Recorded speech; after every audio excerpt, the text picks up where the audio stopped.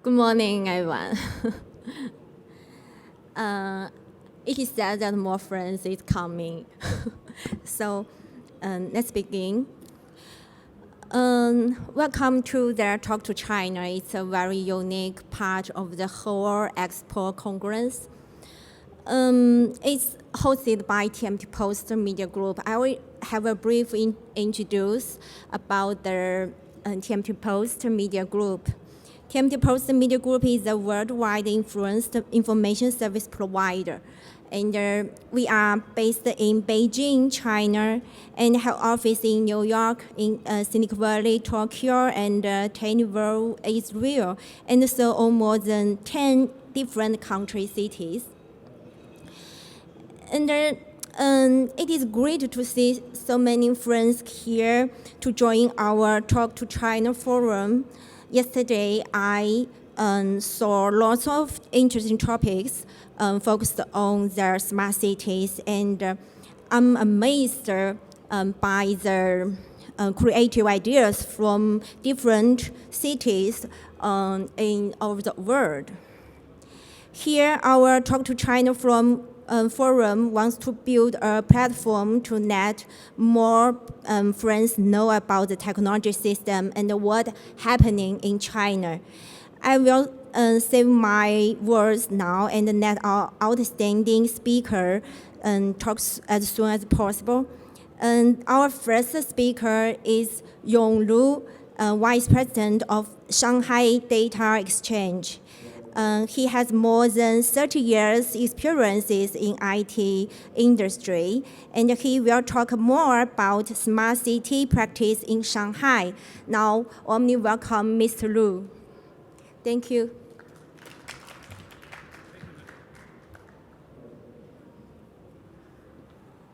Good morning, ladies and gentlemen. It's my great honor to be invited to here to share a best practice for what we are doing in Shanghai. And thank you for TMTPost give me this opportunity so we can have some talks, discussion around how to build a better smart city solution for the city, especially like those mega cities in China. So yesterday, before the end of the show, the Smart City Expo World Congress CEO presented a word to us about the city management solution for China. So it's a great honor to receive this kind of award. And also we published a white paper about the best practice in Shanghai in terms of how to build a smart city solution.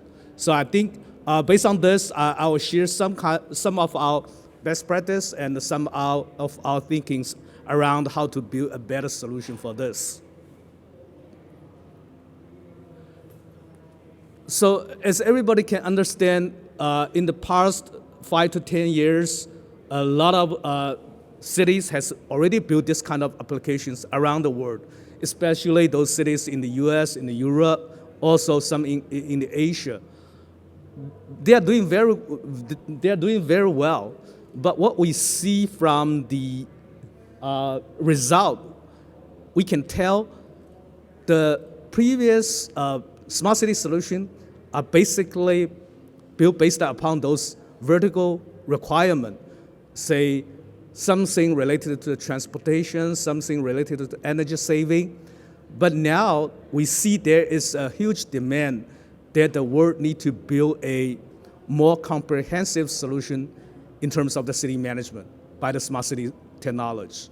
So this is the trend we've seen right now happening around the world. So like the pilot project we've done in Shanghai actually is awarded by the National Development and Reform Commission.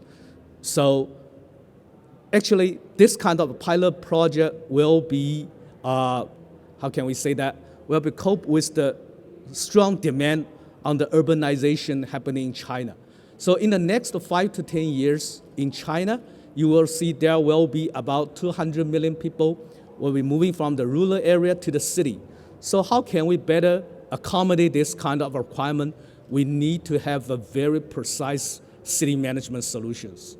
So this is actually the compelling reason why we need to do this in China.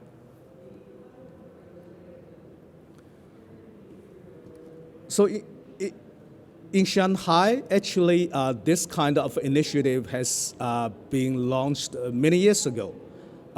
In terms of how to manage this, the government has a very clear roadmap. We do this from the top level design all the way to build a 3 to 5 years action plan, and then we really to implement this kind of project. So after this pilot run, we also do some kind of evaluation to evaluate the effect of this kind of project. So this is really the way Shanghai is doing smart city initiatives.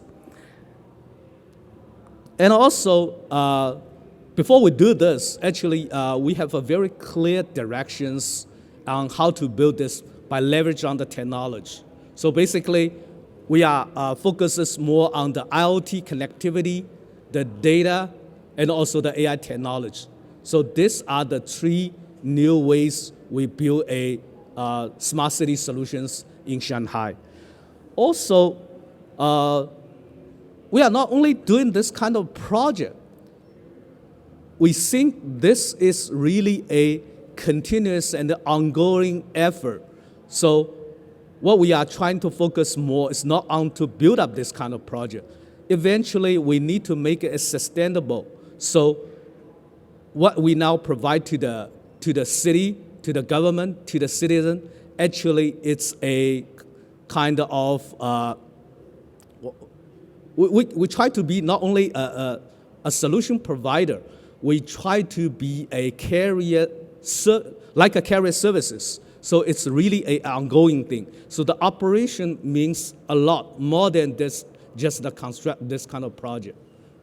And also, what we're trying to do actually in China, especially in Shanghai, is not doing this by a single vendor or couple companies. We try to build up a ecosystems. So in this kind of environment, both parties can be benefit from this: government, citizen, even the industry. So in Shanghai, actually, this kind of projects under the name of digital economy. And we are really doing something to help the city to do this kind of digital transformation in Shanghai. So one of the three pillars for this kind of application, one of this is talking about things, the connectivity of those IoT devices. Take an example in Shanghai, especially in Jinan district.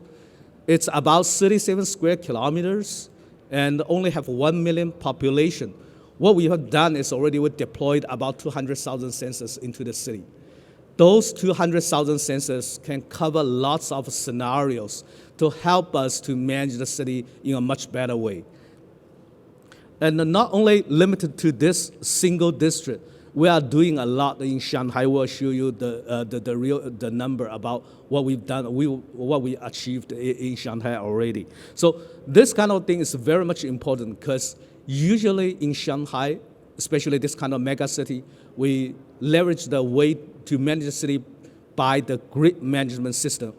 What does it mean? We cut a city into small cells. In each of the small cells, we assign people, we assign officers to be responsible for everything happening over there.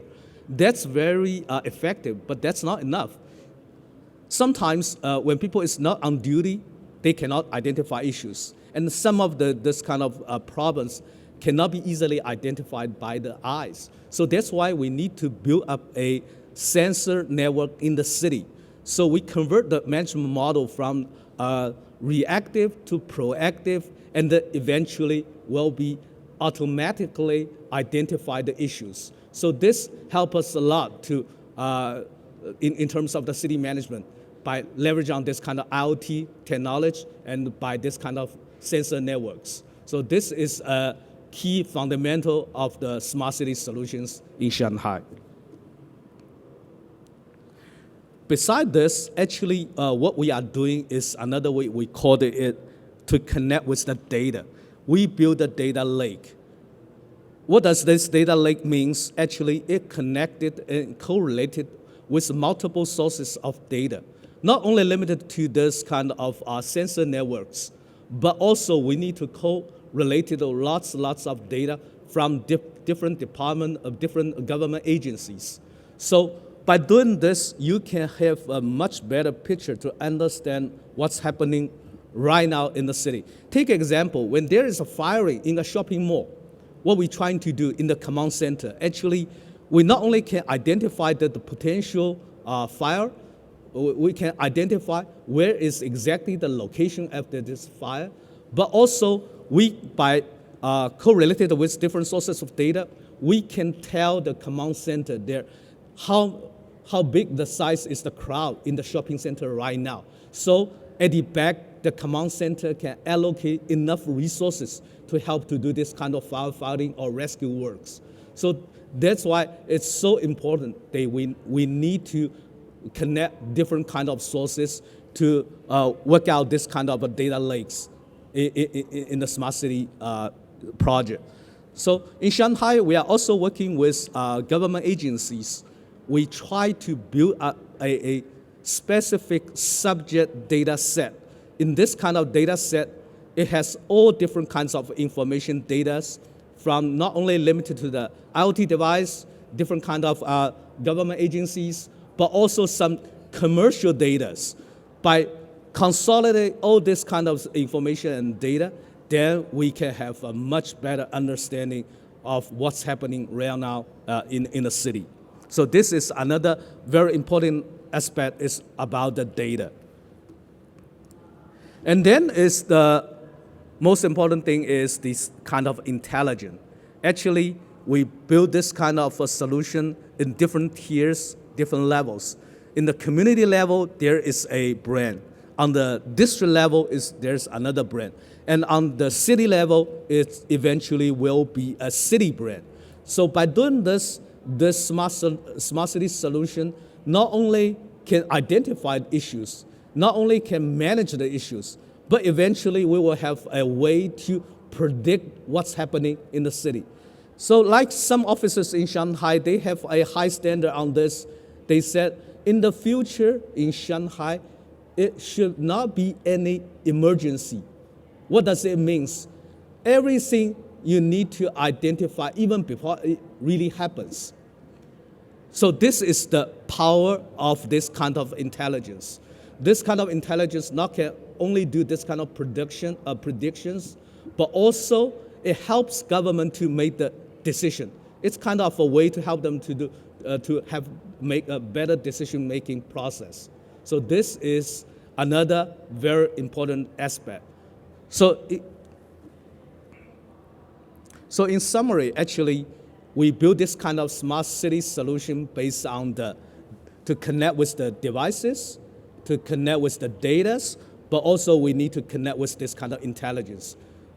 If we can do these three things better, then I think a smart city solution will be a very effective way to do this. So this tells about what we already achieved in Shanghai.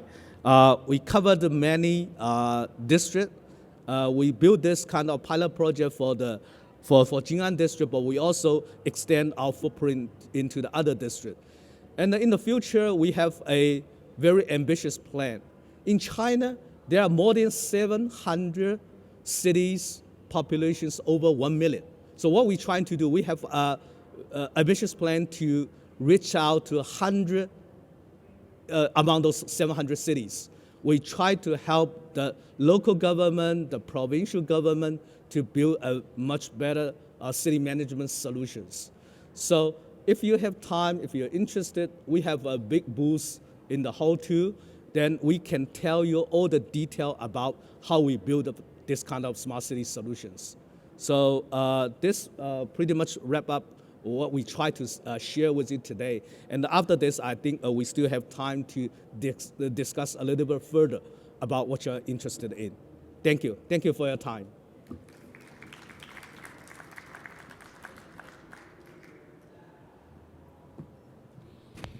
Thank you, Ms. Ru, and welcome on the stage again, and we'll have a dialogue. Yeah. Microphone.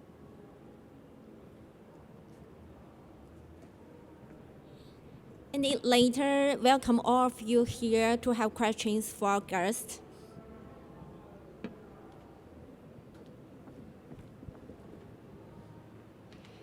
And thanks for your great speech.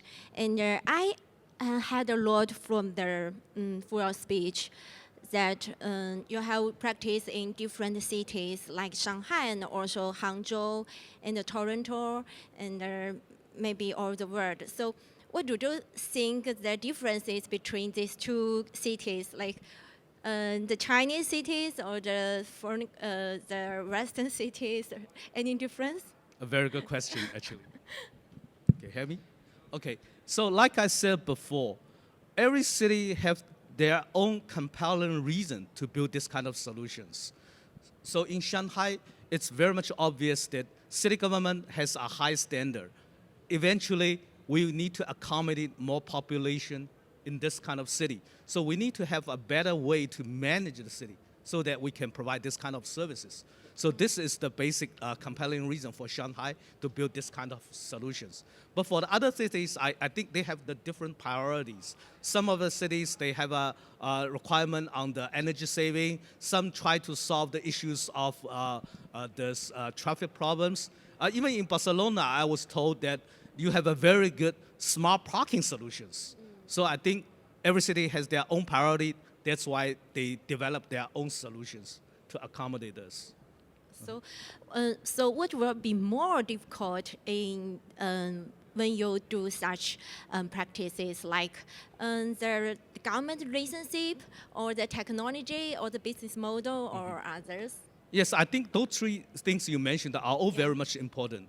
So technology is one of the things, but I think this is not the most difficult one. But what we think the difficulties we've encountered during the time we implement this kind of project is how to help government to optimize the process. That's the most difficult thing.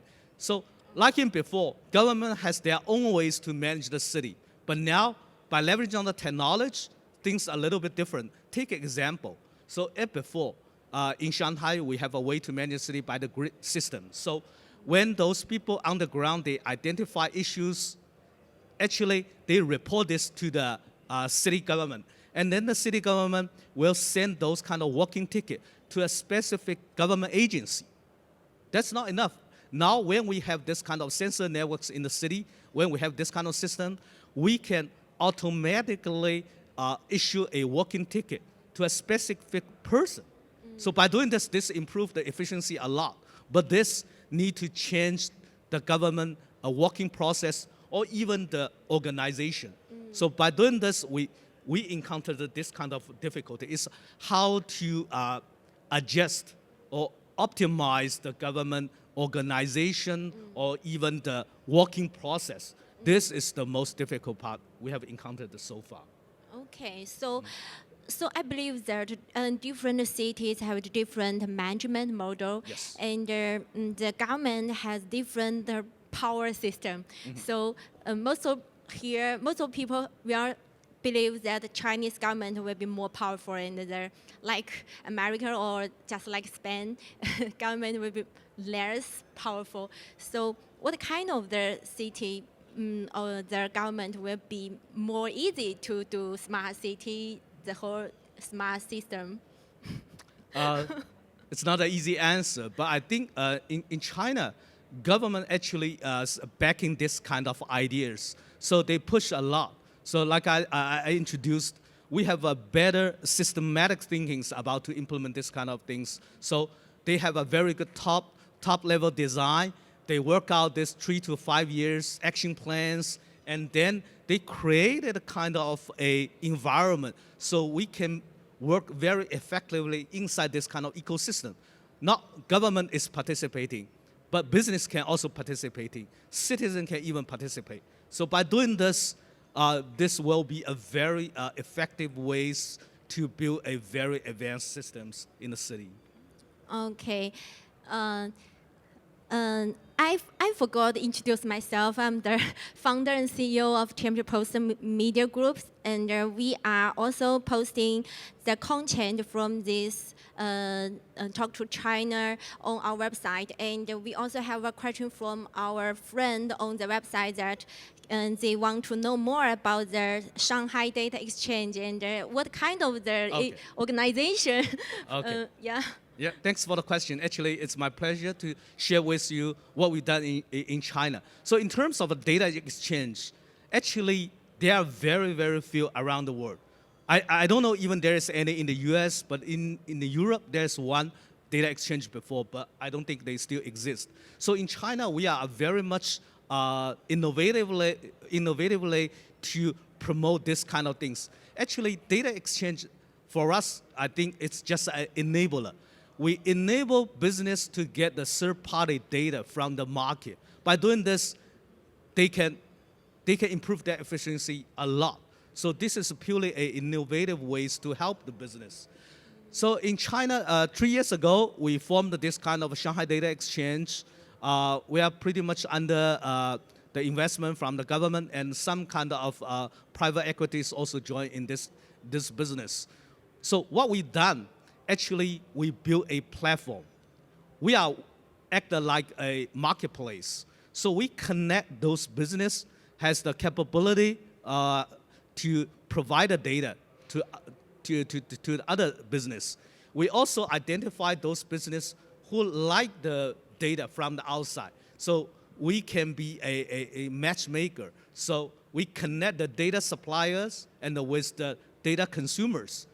So when there is a need, then we can identify that, we put them together. We build a pipe to connect them together. Take an example. In China, a lot of the business are relying on the third-party data to do their business. Say McDonald's. In McDonald's, they have lots of members. So in their CRM systems, they have so many information about those members' transaction data. But what they're trying to do more is they try to enrich those kind of transaction data with other behavioral data about their members. So they talk to the carrier, they talk to the service provider, like China Telecom, China Mobile, China Unicom. So in those carriers, they have lots of data about the user behavior for those kind of people, this group of people. So we can link them up together. So through this kind of data exchange network, the McDonald's can enrich their first-party data with the third-party data. So this is the way we do this kind of data exchange. So in China, actually, somebody doing the business like they buy a group of cell phone numbers. This actually is not allowed. What we do is you can buy the data to enrich your members' data, but you cannot buy something out of nothing. So this is the way we build this kind of data exchange. So currently on this kind of platform, we already have about 500 members. So among those members, they can exchange So the or members share is all enterprises or Yes, business. Yeah, business. They need to be business, and they need to be registered in China. Okay. Yeah, go. So by doing this, we help a lot of the business to get the additional resources. When they have the additional kind of data, they can do in their business in a much better way. So currently on our platform, there are 3 kind of products we develop. One is for the online advertisement. So like I said, some companies like McDonald's, they need to enrich their first-party data. What we have done in China, we organize the data, can cover 500 million people in China. The city is about 120 cities. The age group is between 18 to 40. So when we organize this kind of information, we can help a lot of business.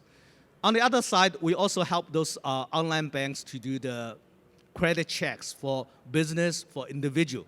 So we also organize the information or data about this kind of credit-related information to help those online banks to do this kind of online credit check. The third part is about the data, is about the IoT, the things. So when we do this kind of smart city project, we already accumulate so much data in the data lake. So actually this kind of a data consumer will be different kind of government agencies. Different kind of government agency needs this kind of data to help them to do their business in a much better way. So in general, we provide three kind of data in the market. Those 500 members benefit a lot from this kind of facility. Okay, and just like you take the example of the McDonald's, and as we know that the data problem is also very sensitive in many areas. So how to keep the balance between the convenience and the the business of the data and the like privacy protection and also the security? Actually, it's not a balance. What we've done is under this legal requirement. In Europe, we have a GDPR. In China, we didn't have this kind of regulation. But in China, we have the criminal laws, we have cybersecurity laws. Under this kind of the guidance, we are developed the business like a data exchange. So everything we do here is to comply with the government requirement, but also we will leverage on some kind of technology to prevent those kind of privacy issues. And also we use the technology to turn those personal related data into the non-personal related data. So actually, whatever like GDPR or the regulations in the US, what they're trying to do is try to protect the privacy information, the personal information. Take an example for a piece of data.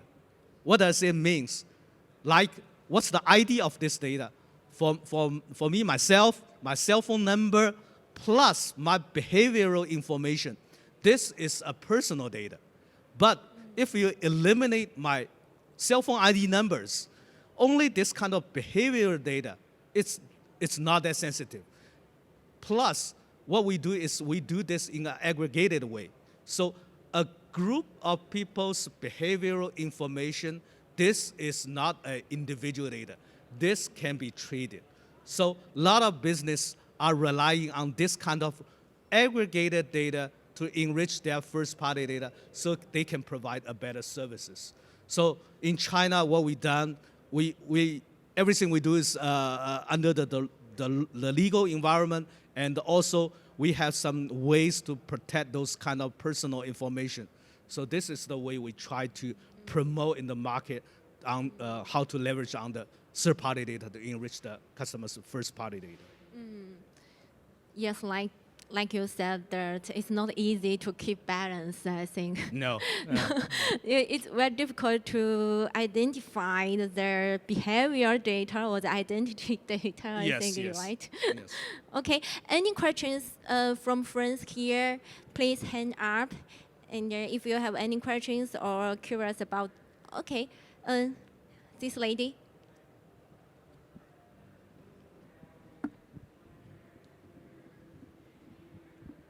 Hi, thank Hello. you. I wanted to ask you, which are the main barriers that Shanghai has found in this quest to achieve smart city management? What's the difficulties? Yes, the barriers, yeah. Okay, so like I introduced before, what we are doing actually is not build things from the scratch. Actually, this kind of smart city solution, it helps government to optimize their process. So everything we do is kind of innovation. By doing this kind of innovation, it may have the conflict with the status quo. So in some cases, we need the government to change the organization or change their working process. So like in Shanghai, usually the city management responsibility is belong to the grid department. We call it the grid centers.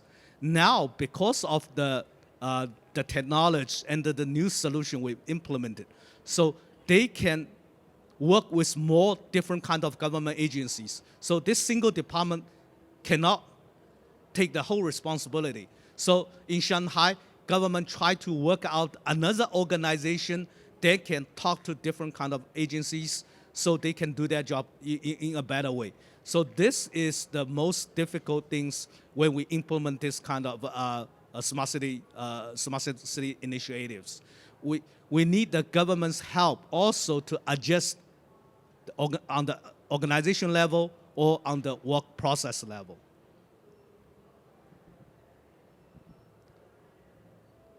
I saw some friends at the back.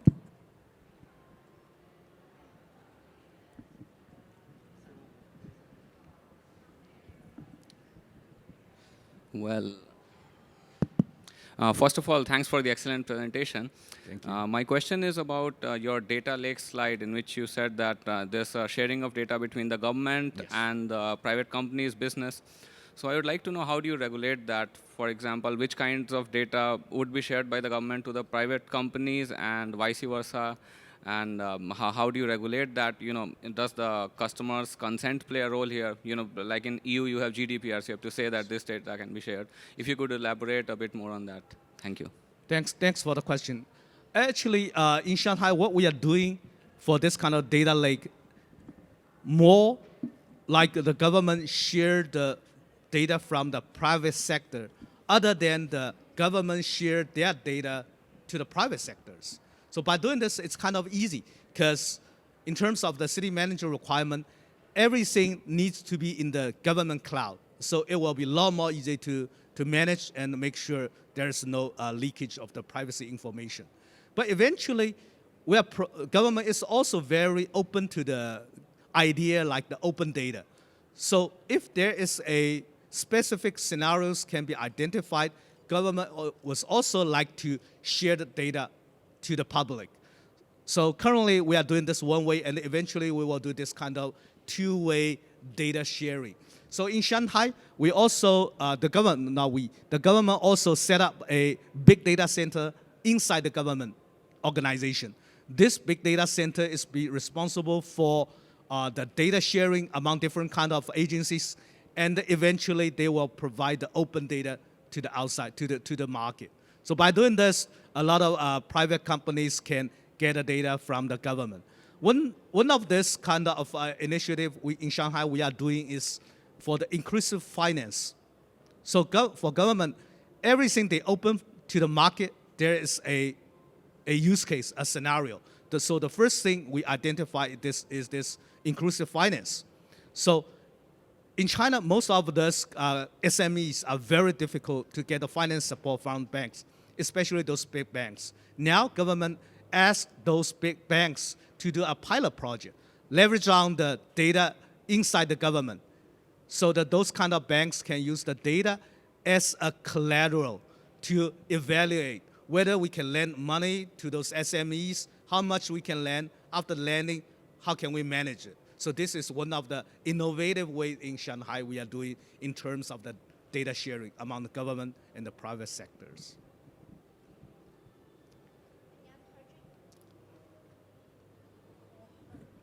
Mike?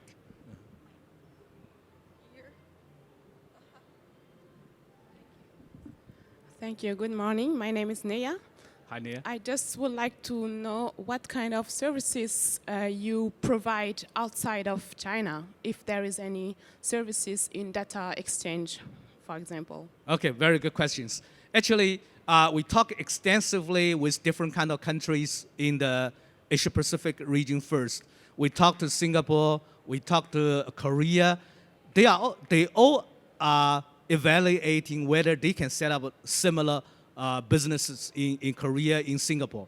So what we can help, actually, on the regulation side, on the law environment, we can do very little. But on the technology side, on the rule side, we think we can provide this kind of experiences or advice. So we are working very closely with different countries to help them to set up this kind of facilities in the future. Thank you. Thank you. So I think there's another question from. Hi, thank you for the presentation. Thank you. And I was curious about your command center point of view. What kind of solution do you use in the command center, and how do you do the decision making in terms of like accident or some kind of thing. And what do you think about the feasibility of the digital twins or the kind of 3D modeling or big simulation thing? And do you think it would be very useful these days or maybe in the future? Oh, Thank very you. good questions. Actually, we are really relying on the data and to do this kind of simulations in the cities. We've done this already. So take an example in China, specifically in those tourist areas, those key tourist areas, government put the safety as their highest priority. So even before a festival, government are using this kind of system to do this kind of simulations, to simulate what will happen if the crowd reaches to a certain amount, the number of people in what kind of level. So this is already being doing in Shanghai. Take example in the Bund area. This is the most critical area, tourist area in Shanghai. Government are using a lot of data to do this kind of calculation. Not only the crowd around this area, they also calculate how many people landed in the Shanghai airport in a certain day. Even the variation about the number of people landed in Shanghai will affect the people appear in the Bund areas. So they are doing a lot of this kind of things already in the smart city command centers. This is real. Thank you.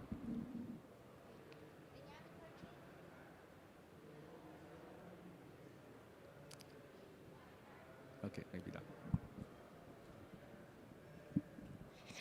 Okay, and thank all of you, very good questions. And I will have the last question for you. Yes, please. And we have talked so much about what you have done in big data and in the smart city managing experience. So let's talk more also about what will happen in future. So how do you think the new technology trend like AI, like blockchain will be used in the smart city managing system in future or in the world? So in the future, this will be the digital era. So in the digital era, what we are talking about is digital economy. So in digital economy, the key production element has been changed. In the past, the land, the workforce, the capital are the key production element. But in the digital era, it's totally different. It will be data, connectivity, and the computing power. So because of this kind of changes, technology played a major role inside this. And also, data will be a very precise, very important resources. So I think in the next 5 years, a lot of things will be changed. Take an example. In Shanghai, eventually, when you're thinking when the autonomous driving will be popular, will be available in the market, what will be lack of will be the computing power resources. Because in those mega cities, government won't approve any new data center built in the city. But those kind of autonomous driving, they need to consume lots of computing power. So how can we do this? This will be a big challenge in the future. So I think for those cities, if you need to plan ahead, you need to have enough this kind of computing power resources, data resources, and the connectivity resources. This will be a huge challenge in the future. Okay, thank you for the great presentation and the great Q&A. Thanks. That's thanks again for Mr. Lu. Applause for him. Thank you. It's a very, very good practice from Shanghai, and it's a very new city model in the smart city, in the big data practice. And if you feel not enough to talk about the smart city. We will have another discussion in this afternoon from 1:30 p.m. And the new speaker will be from the very famous company Huawei in China, and we'll talk the enterprise practice in China. So thank you, and look forward to meeting you again this afternoon. Thank you. Thank you.